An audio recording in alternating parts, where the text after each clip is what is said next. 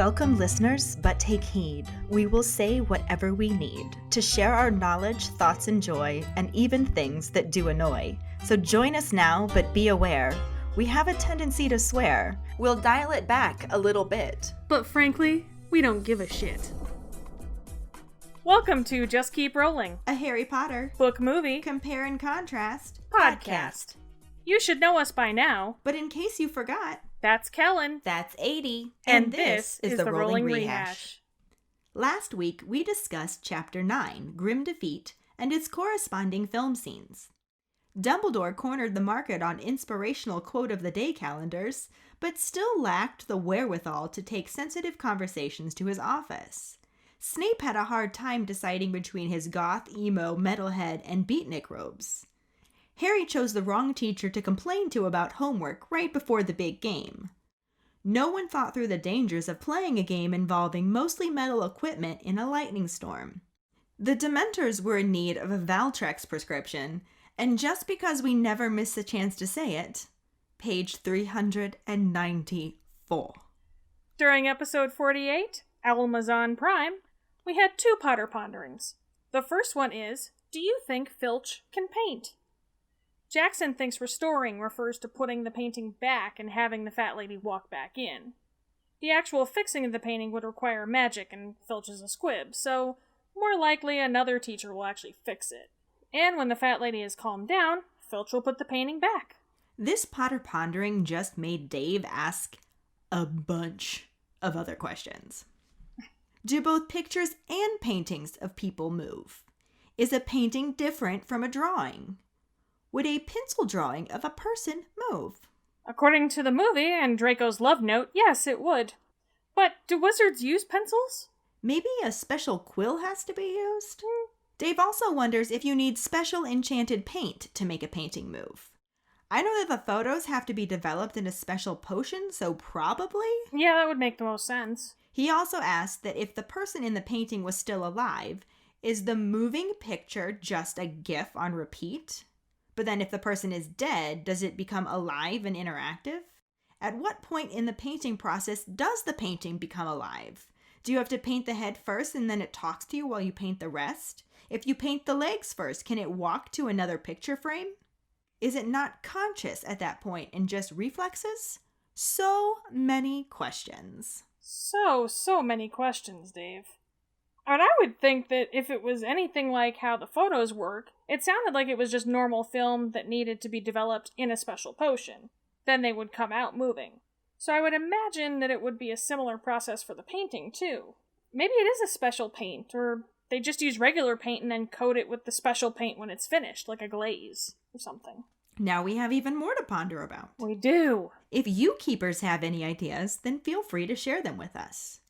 I still like to believe that Filch can paint, so I think it's just a special paint that they use, but that the pictures don't come alive until the painting is officially finished. Or maybe it is related to their deaths, and an actual part of them lives in the paintings, and they are just more magical than they first seem. Maybe? Good questions, Dave.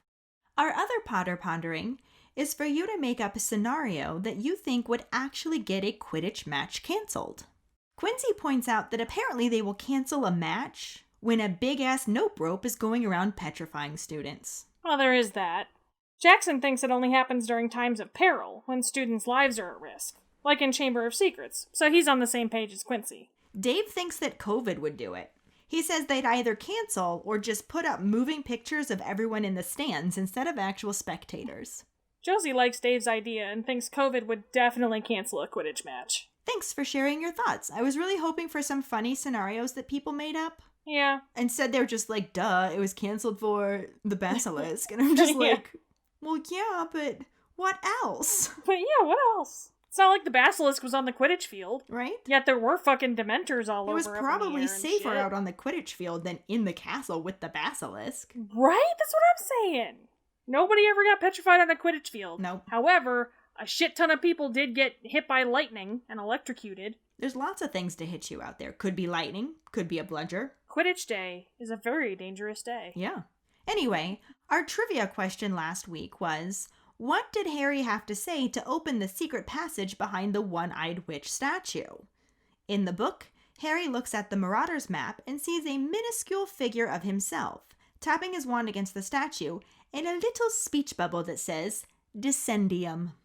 And, again, congratulations goes to Max Nash. He's up to a 5-week streak, y'all. Dave was only a minute behind him and claims that his fat thumb wouldn't let him get to the right place. Quincy told him that was a weak sauce excuse. Dave also tried to mess with Max and ask if it still counted if he only spelled it with one S. Max told him, "That's how you spell mischief." And Dave replied that he meant descendium. Max responded that he did spell it with 2 S's, and Dave said, "Made you look." Oh my god, hashtag I'm in 4th grade. He also told Max that he got punked. I love these guys, honestly. I know. Oh, this always ends up being so entertaining and suspenseful. Right? Who's gonna win this week? Will Max continue his streak? Will Dave figure out how to work his fingers? Will Quincy step up and stop Max's streak before he gets any closer? Stay tuned and find out. Same Potter time, same Potter channel. For now, let's just keep rolling into Chapter 10, The Marauder's Map, and the corresponding film scenes. Chapter 10, The Marauder's Map. Harry has to stay in the hospital over the weekend and has a stream of visitors the whole time, including Hagrid, Ginny Weasley, and the Gryffindor Quidditch team. This time with Oliver Wood, who manages to tell Harry that he doesn't blame him.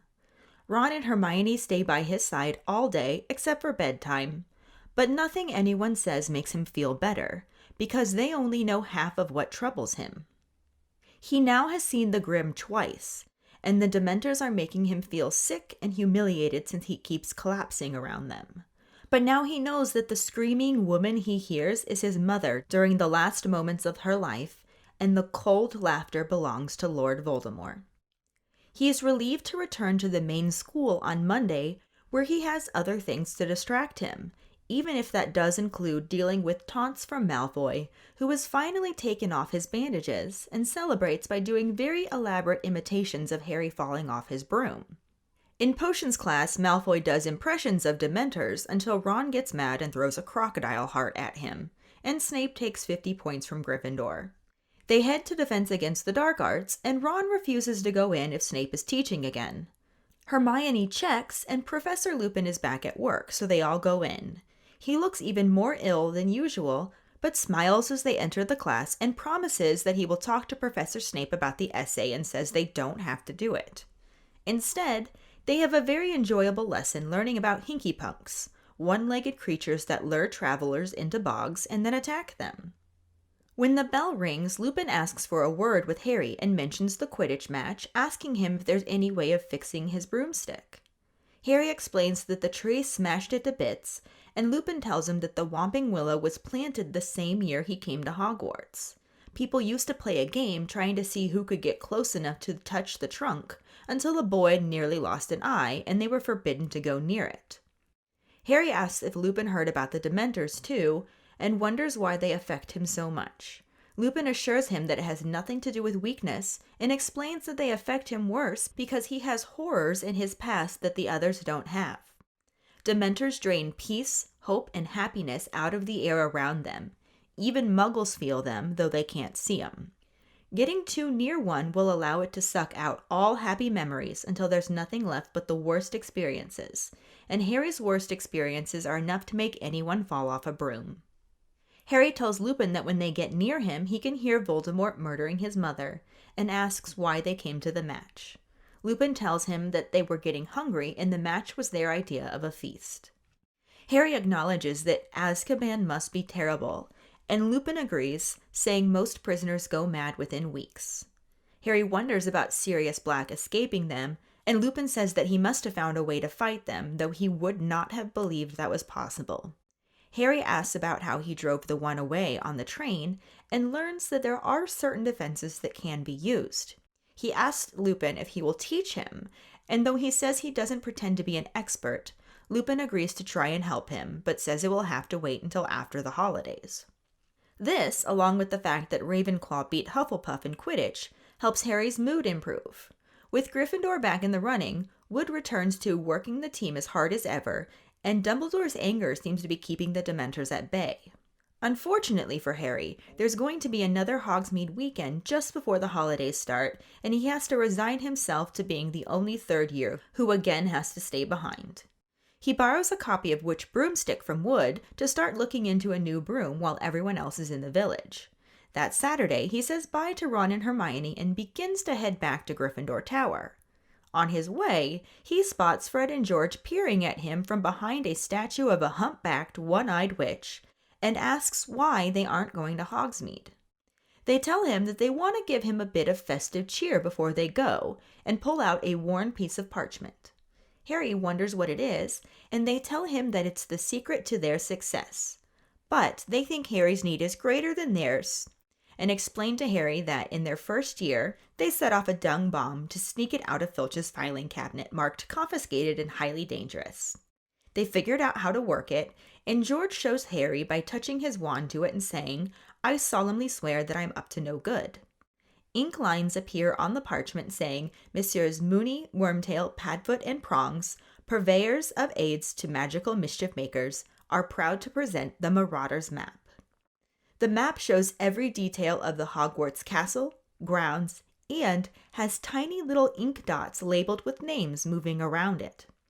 It shows Albus Dumbledore pacing his office, Mrs. Norris prowling around the second floor, and Peeves bouncing around the trophy room. As Harry looks at the map, he notices it also shows several secret passages, some of which lead directly into Hogsmeade.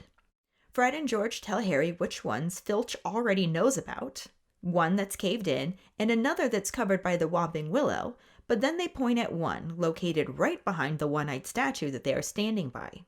It leads right into the cellar of Honeydukes. They tell him how to wipe it after he's done by saying "mischief managed," and Fred imitates Percy saying, "So, young Harry, mind you behave yourself." And George tells him they will see him in Honeydukes and winks. They head off, leaving Harry with the miraculous map.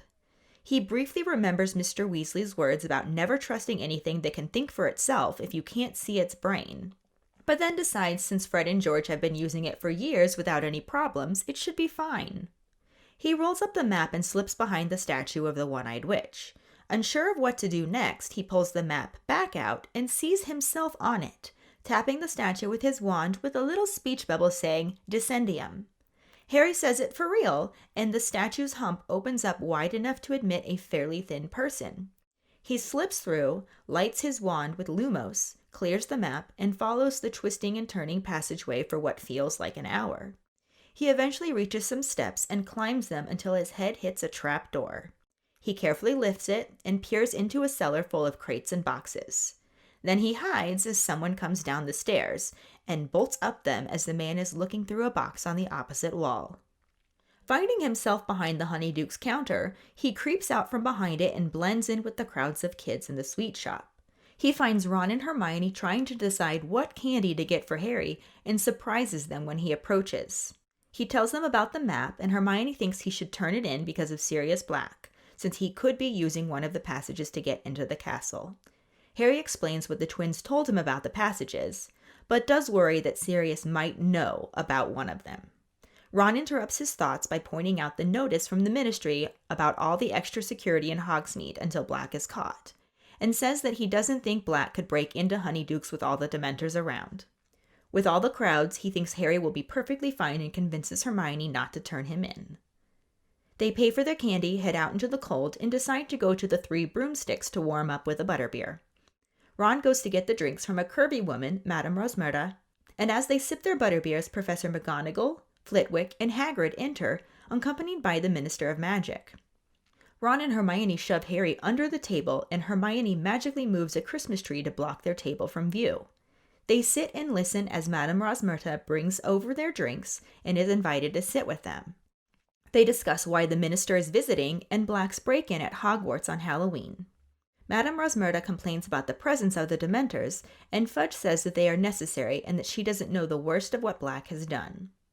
He tells them all about how Sirius Black and James Potter were best friends, that Black was his best man when James married Lily, and that they made him godfather to Harry.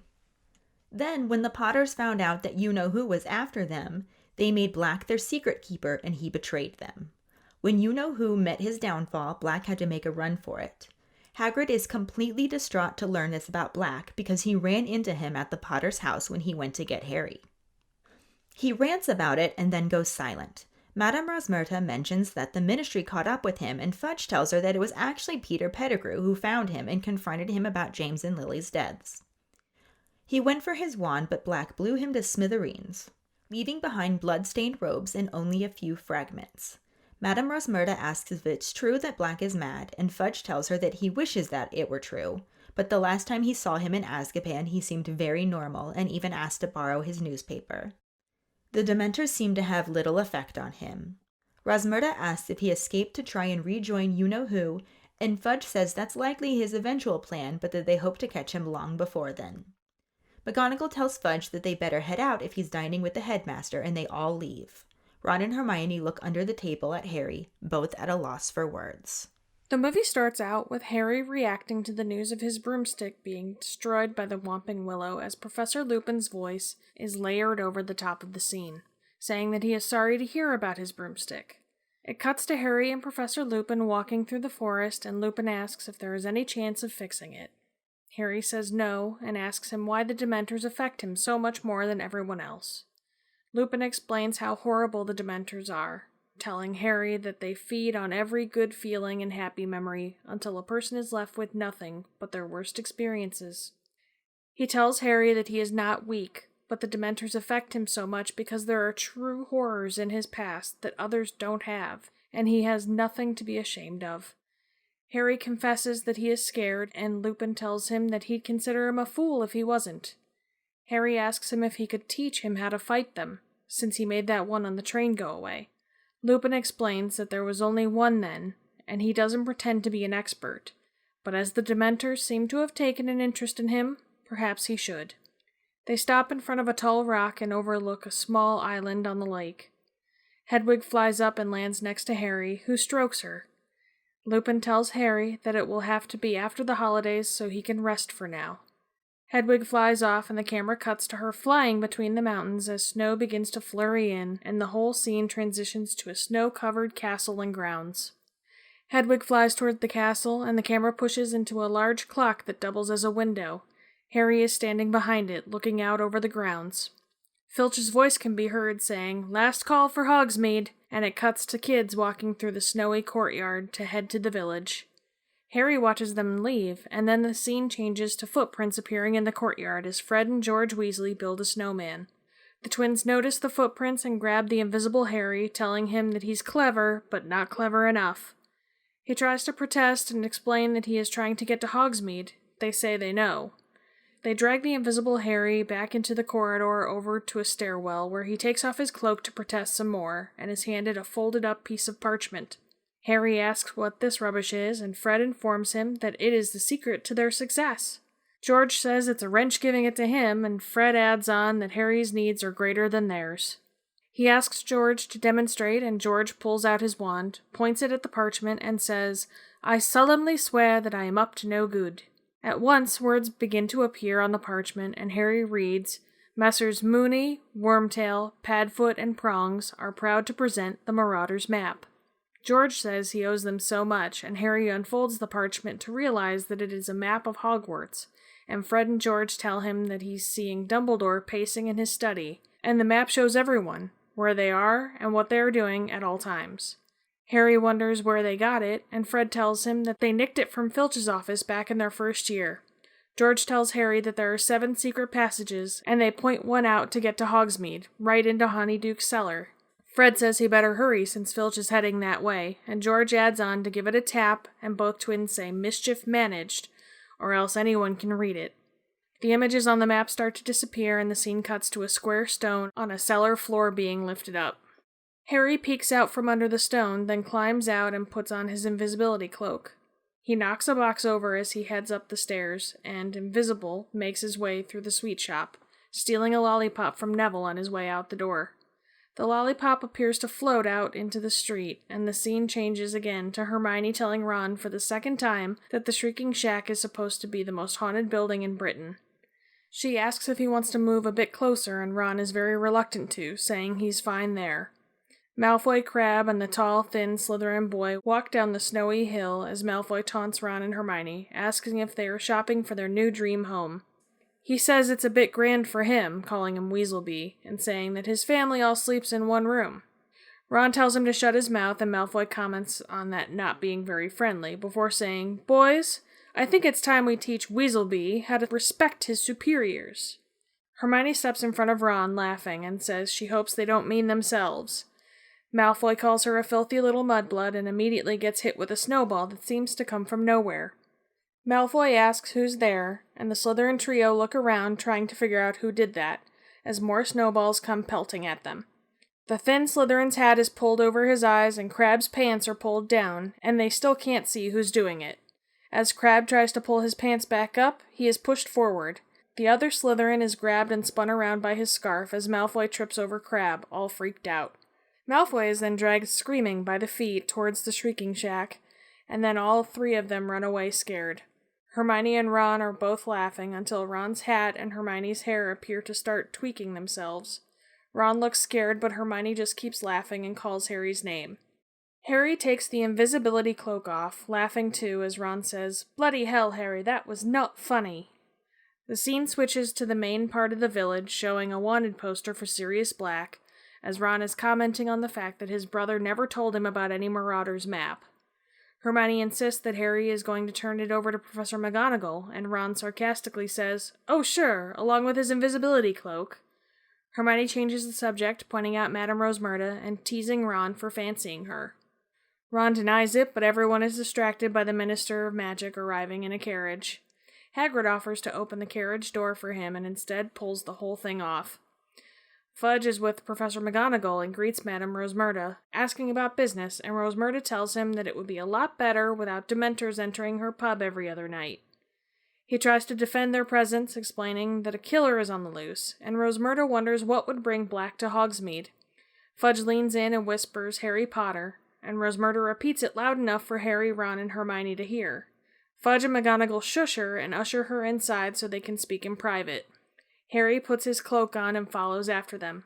Ron and Hermione try to follow him, but several shrunken heads tell him that no underage wizards are allowed in the pub that day.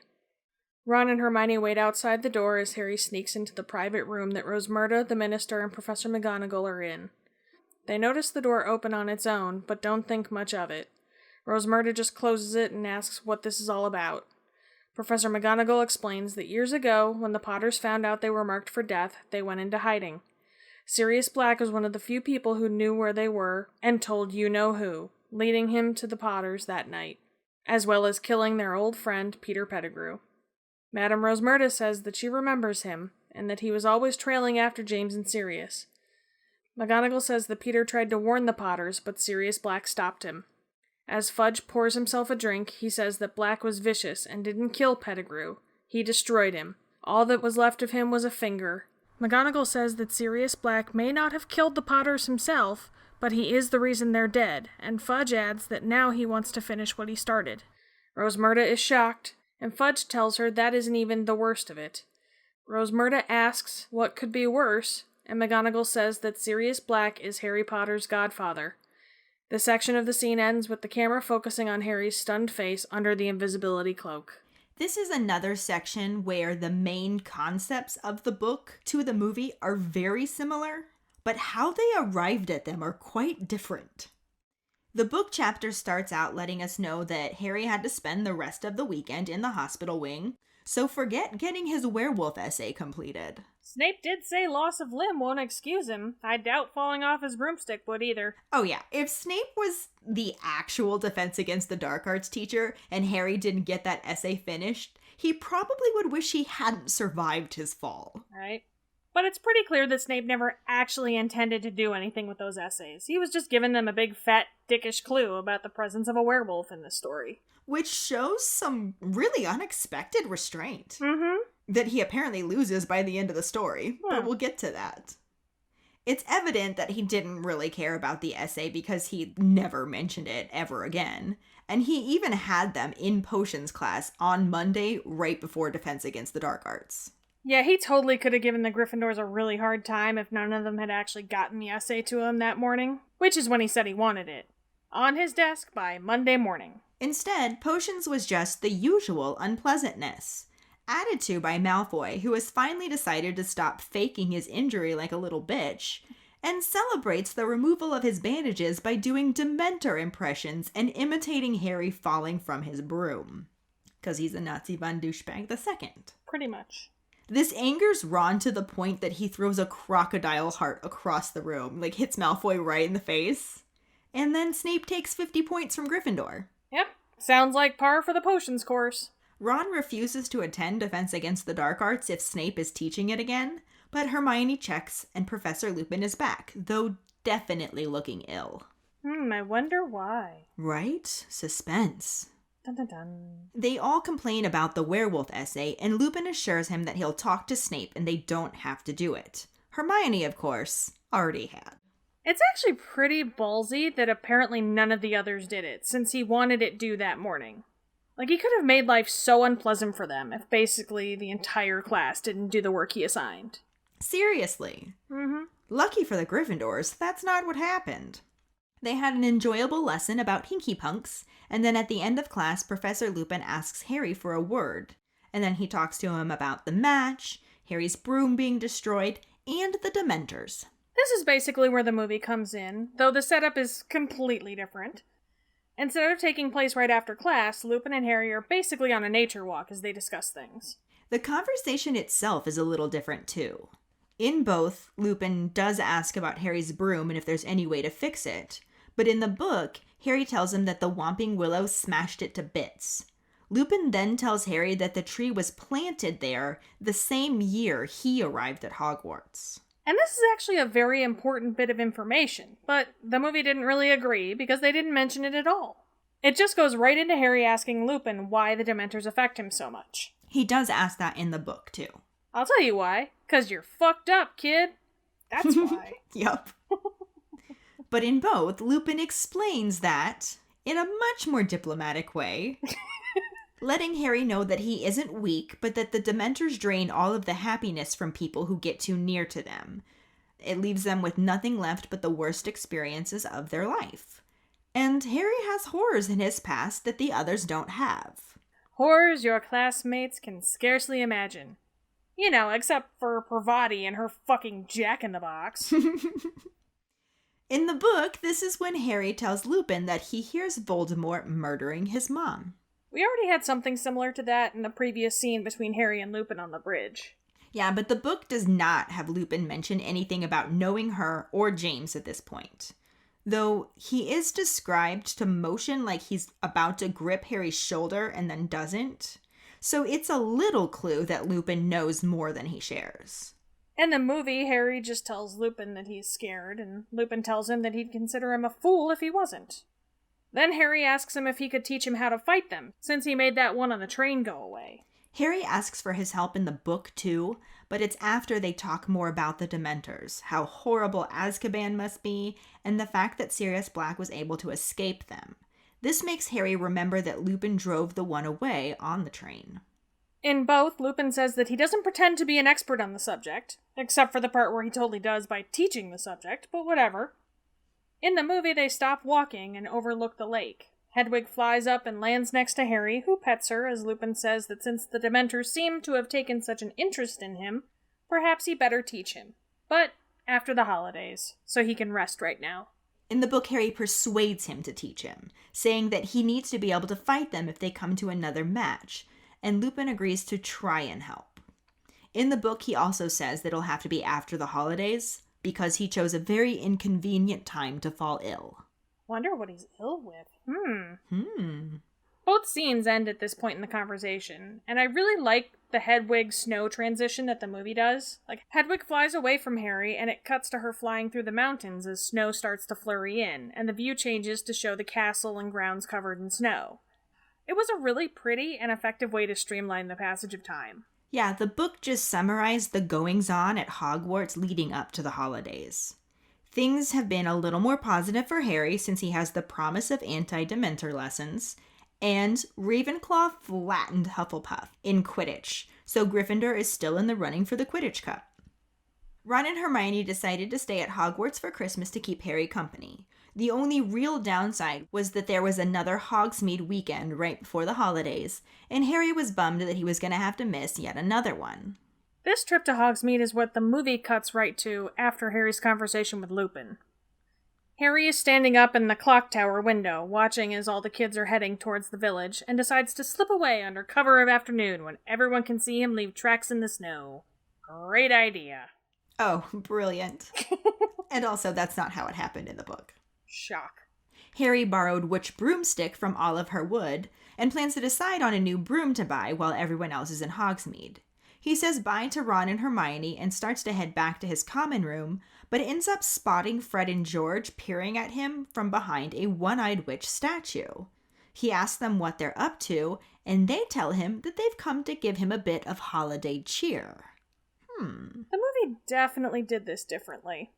Not only does Harry decide to completely break the rules and try to sneak into Hogsmeade in his invisibility cloak, his not-so-invisible footprints are spotted by the Weasley twins, who are randomly building a snowman in the courtyard, because why not?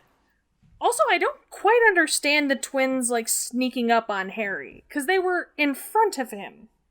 Surely he could have just dodged them, or at least not have been as surprised when they grabbed him, right?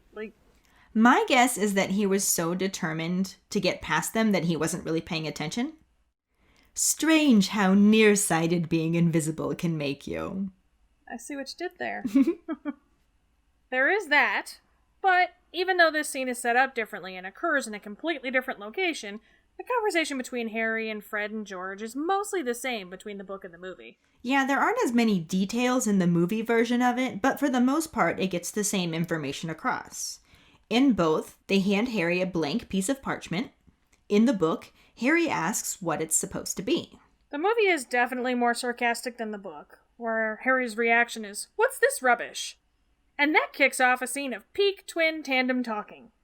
They go back and forth explaining that it's the secret to their success. They hate giving it up, but they've decided his need is greater than theirs. In the book, it's very similar with the twin tandem talk, though it's so much more effective to see it in a film than it is to read it.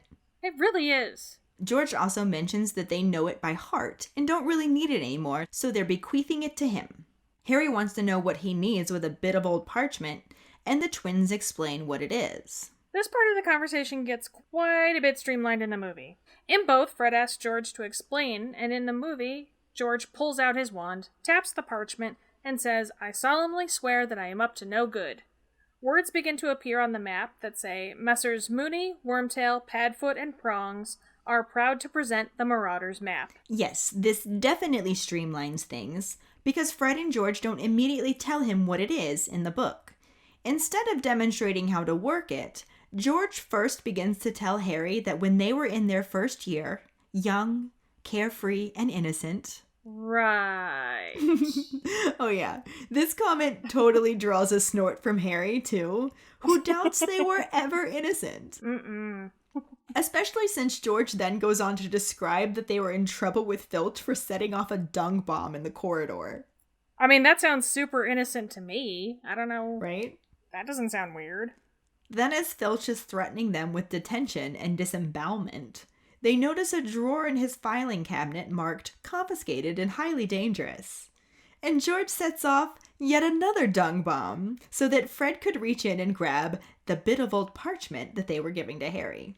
It's a terrible thing to name your cabinet, though. You should have named it something boring. Name it something like, hey, there's really interesting stuff in here that troublemakers would like to get their hands on. Right? Name it knitting patterns or some shit. No, because then Dumbledore would be in there all the time. You know what? That's fine, too, as long as Fred and George stay the fuck out. But then we would have this whole missing plot point, and that wouldn't be good.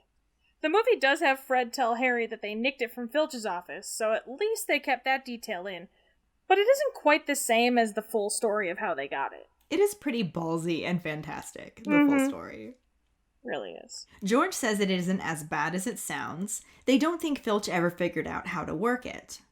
Harry asks if they know how to work it, and this is when George takes out his wand, taps the parchment, and says, I solemnly swear that I am up to no good. Ink begins to appear, showing the words, Messrs. Mooney, Wormtail, Padfoot, and Prongs, purveyors of aids to magical mischief makers, are proud to present the Marauder's map. So once again, the movie streamlined it, leaving out purveyors of aids to magical mischief makers. But other than that, the map is really everything I wanted. Like, I loved what it was. I do agree that the map was absolutely fantastic, but like the Monster Book of Monsters, it was not how the book actually described it. The map in the book was described to be a large, square, worn piece of parchment, which doesn't really make me picture the folded up version that the movie showed. The words that appear are in curly green letters, and the figures moving around the map were described as tiny ink dots labeled with a name in minuscule writing. But the little footprints were just so awesome! And the little banners with the names were much better looking than how the book described. Oh, I don't disagree at all. I was merely commenting on the differences. Fine. Harry acknowledges it's a map that shows every detail of Hogwarts castle and grounds, and notices a dot labeled Albus Dumbledore pacing in his study, another one labeled Mrs. Norris prowling around the second floor, and a Peeves dot bouncing around the trophy room. The movie has Harry, aka Captain Obvious, say, "It's a map of Hogwarts." No, Harry, it's a map of the fucking Cheesecake Factory, you ninny. He sees the little footprints and asks about them, and the twins tell him that it's Dumbledore pacing in his study, and that he does that a lot. So that's a nice little reference to the book, at least. Harry says it's brilliant and asks where they got it, and this is when Fred mentions nicking it from Filch. In the book, Harry continues to look at the map and notices that it also shows secret passages, many of which seem to lead right into Hogsmeade. Fred and George let him know of the 4 that Filch knows about and tells him that of the other 3, 1 is caved in, 1 is under the Whomping Willow, and the third one, which happens to be right behind the one-eyed witch statue, leads right into Honeyduke's cellar. The movie doesn't go into that detail. It just has them point out the passages and recommend a specific one that leads to Honeyduke's cellar. Then they tell him he better hurry since Filch is heading that way. George adds on to tap it, and both twins say mischief managed, and the map clears itself so that no one else can read it. They tell him this in the book too. Then they head off to Hogsmeade themselves, leaving Harry with the map. He has a brief moment where he remembers what Mr. Weasley said in Chamber of Secrets about never trusting anything that can think for itself if you can't see its brain. But then he does the usual Gryffindor thing and convinces himself that it'll be fine since he's not going to use it to steal anything or attack anyone. Like that was Ginny's goal when she first started writing in Riddle's diary. Right? But he uses the map, and it tells him to tap the statue and say, Descendium. Which was our trivia question. Yep. Descendium causes the one-eyed witch's hump to open, and Harry slips through and follows the passageway for what feels like nearly an hour. Then he eventually reaches stairs and climbs them until he hits his head on a trapdoor as he reaches the top. None of this is in the movie. Just cuts straight from the map clearing itself to a trapdoor in a cellar being lifted and Harry's head peering out of it. He climbs out, puts on his invisibility cloak, and is a total dick for knocking over that box on the stairs and not picking it up. Like, someone could trip over that and get seriously injured. That shit's just rude. Just saying. Yeah, I figured it was just to show that an invisible Harry was walking up the stairs, but it's definitely a safety hazard. He could have picked it up, that's all I'm saying. In the book, he sneaks upstairs very stealthily, no knocking things over, because he's trying to get up them quickly before one of the shop workers realizes he's there. He also doesn't have the invisibility cloak with him at all. This condenses multiple book Hogsmeade trips into one visit for the movie. So it ends up being different, though the gist of the information is basically the same. Yeah, the book has Harry sneak out from behind the counter after he emerges from the Honeyduke's cellar. And since he doesn't have an invisibility cloak, he just sort of blends in with the crowds of kids in the sweet shop. He also finds Ron and Hermione in the corner of the shop, looking at unusual tastes, where they're trying to pick out candy to bring back to Harry. When Ron suggests cockroach clusters, Harry says definitely not, and completely surprises them.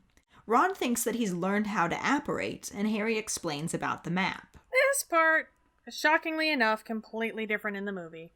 Harry walks through the sweet shop invisible, and is also a dick for taking Neville's blood lollipop. But also, Neville is nasty ass for eating a blood lollipop. Maybe that's why Harry took it, to stop Neville from being a nasty ass. Maybe. But he should have taken Bem's heart-shaped candy floss-looking thing. That'd have been better.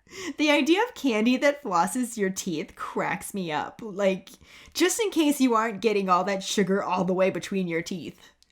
It seems far more likely to guarantee cavities. Yeah, but Harry takes the lollipop from Neville and walks out the door into the street. And I want to know why the hell the lollipop is still visible. I assume him taking it was one part making sure Neville didn't eat a blood lollipop, and one part again showing us that Harry was there, but invisible. Yeah, fine, but it's still dumb. But then the scene cuts to Ron and Hermione looking at the Shrieking Shack.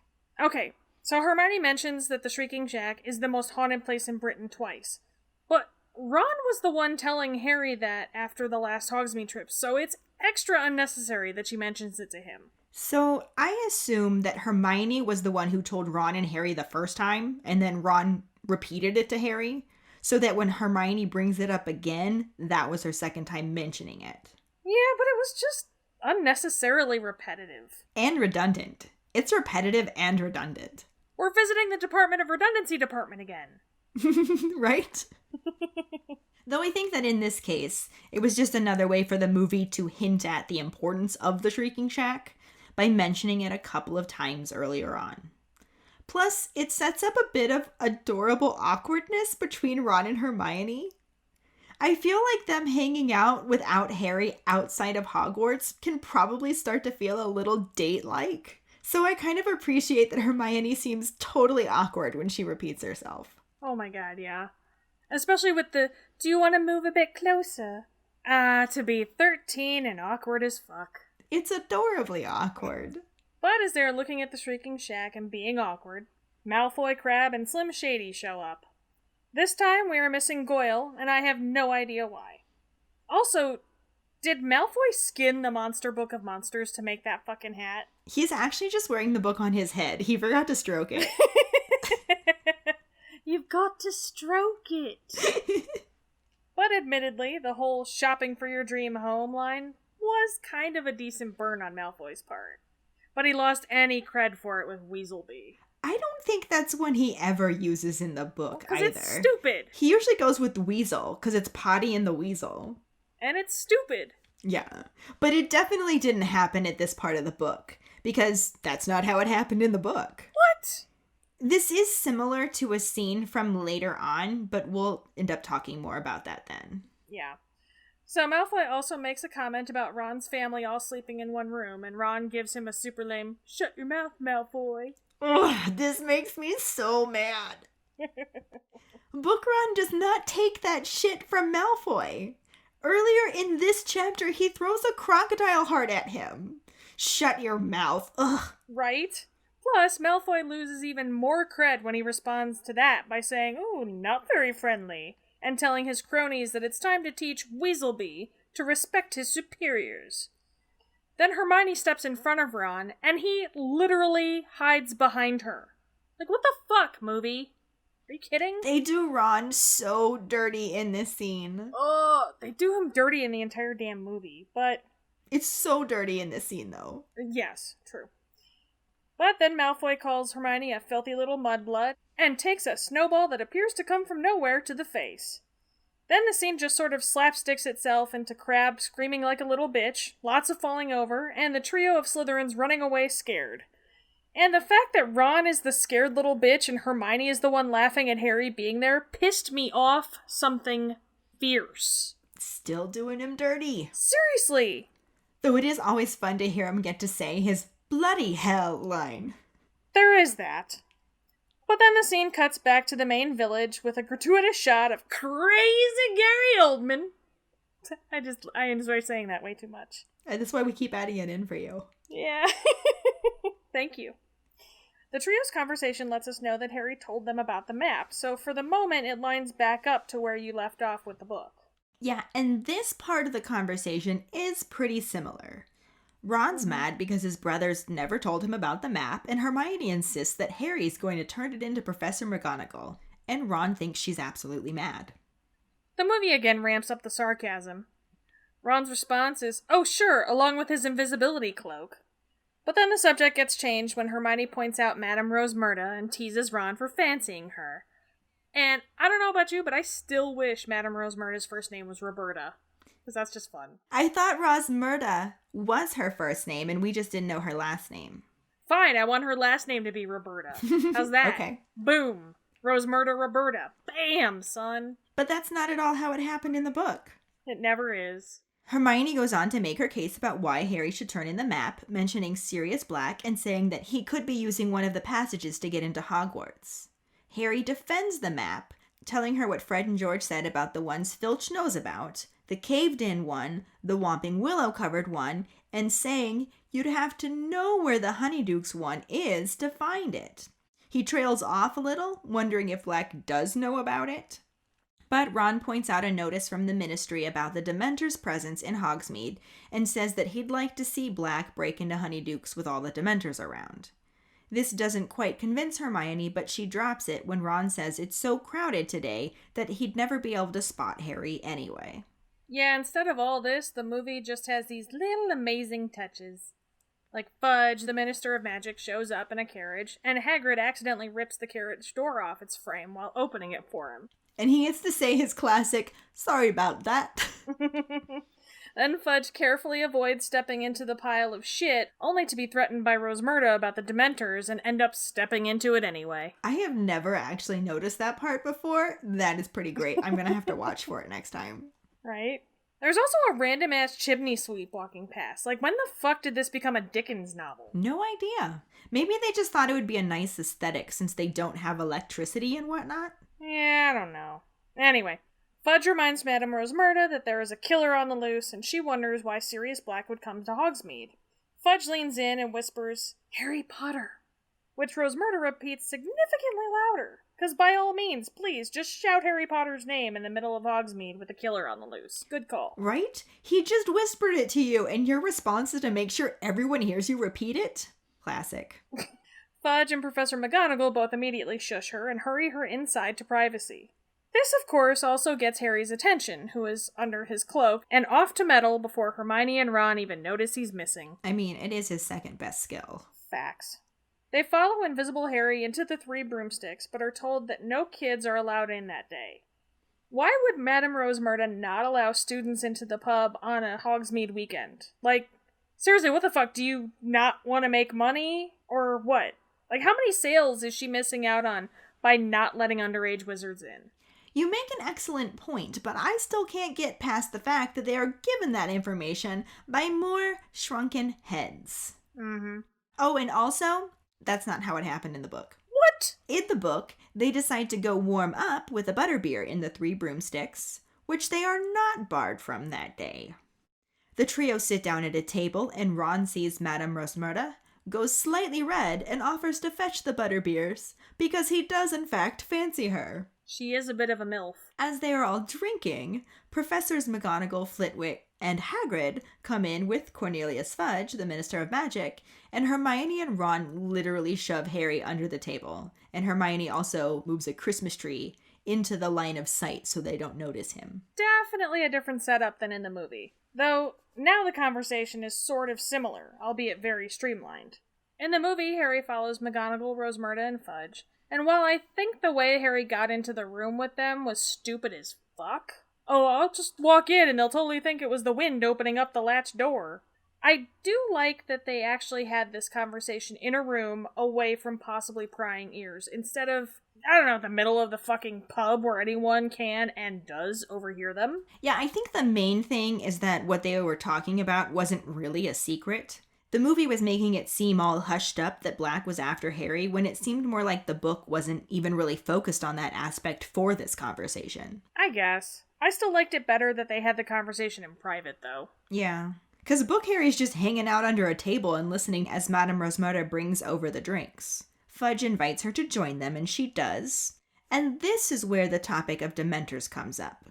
Rosmerta also wonders what brings the minister to the area, and he asks if she's heard about what happened at the school on Halloween. I love the fact that when she says she heard a rumor, Professor McGonagall asked Hagrid if he told the whole pub. 'Cause you know he fucking did. Oh, right? Funkle Hagrid. He totally did.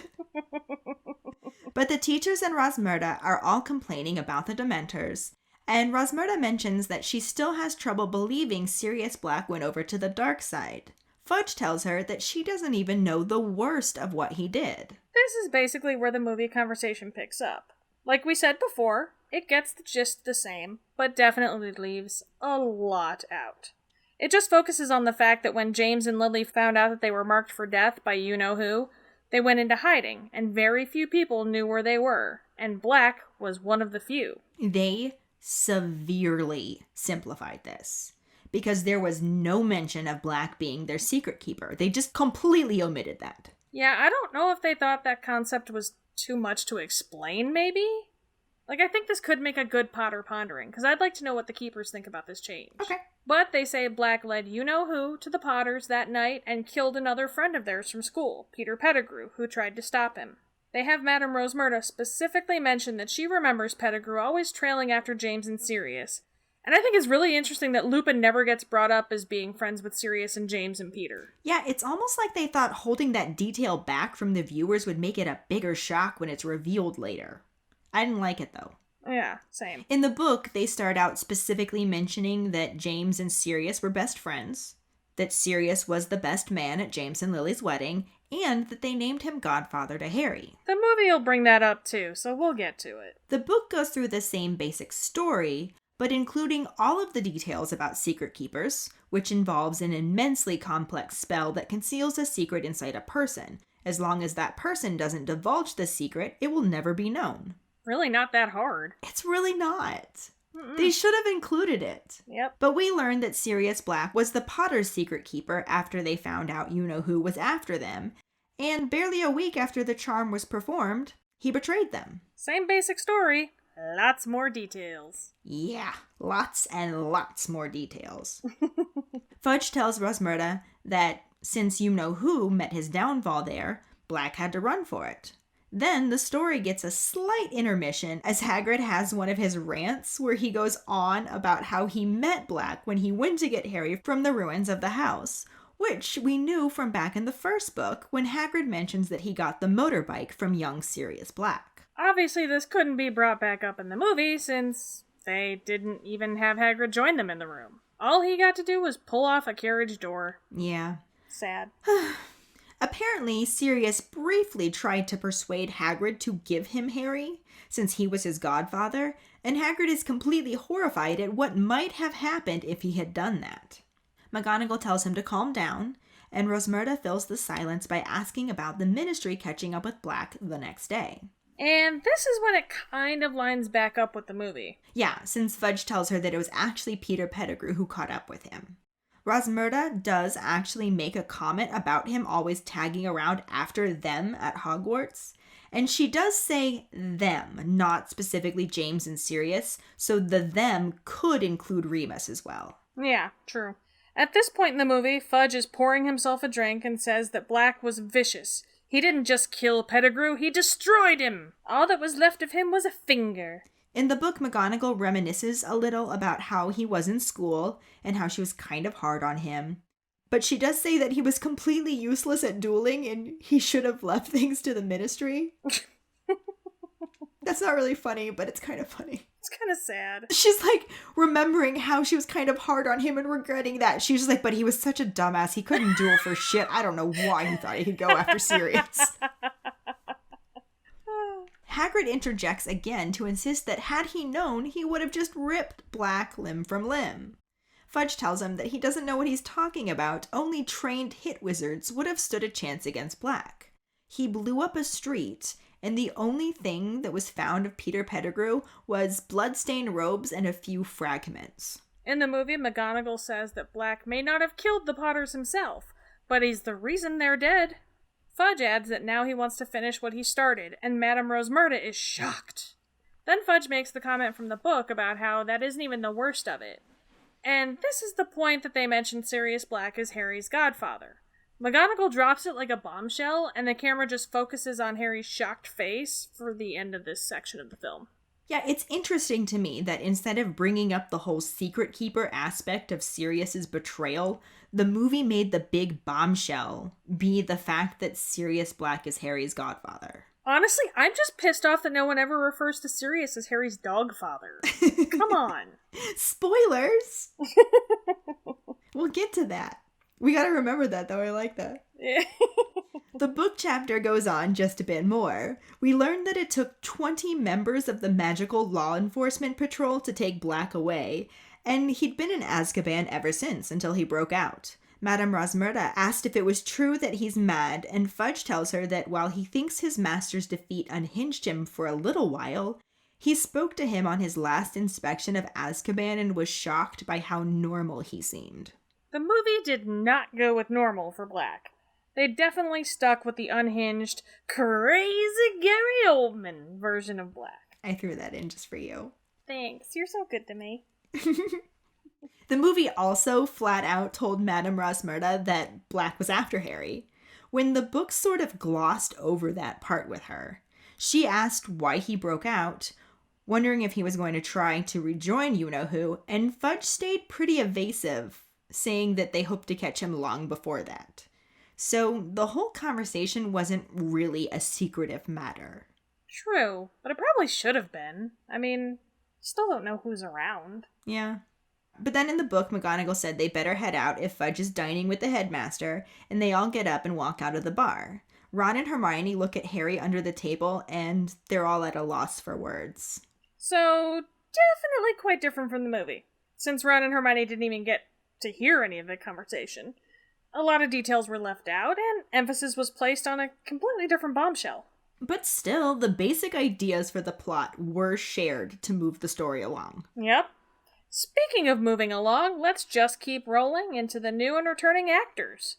We only have one to talk about for this section, since we just met Julie Christie as Madame Rosmerta. I liked her, but I was expecting someone younger since Ron fancied her. I thought she was great. I thought she was, sassy. Yeah, no, I mean, I liked her. And it makes sense that they had to age her up a little bit, too, since they aged up Snape and Lupin, and if she was supposed to be able to remember them at school, I suppose she could have gone to school with them. I guess so. But I expected her to be, late 20s, you know? I guess, that seems... I thought she was going to be the hot bartender that Ron was hitting on, you know? I mean... Like an idiot, because he's 13. I mean, she's not hot, though. I feel like she looked too much like she was his mother's age. But you're right, you said she was a MILF. She's kind of hot. But she did good. I liked her sass, too. Yes! Sass. It's all about the sass. But this will bring us to our Potter Pondering. We will make one of them to answer Dave's many, many questions about how magical paintings move. And get made. Mm-hmm. The other one is, we want your thoughts on why the movie omitted the whole secret keeper aspect behind the betrayal of the Potters. What do you think? Why do you think? Let us know. Find the post on our Facebook page and share your thoughts. We look forward to reading them. Mm-hmm. This will bring us to our Sorting Hat story, which is from Beatrice Glover.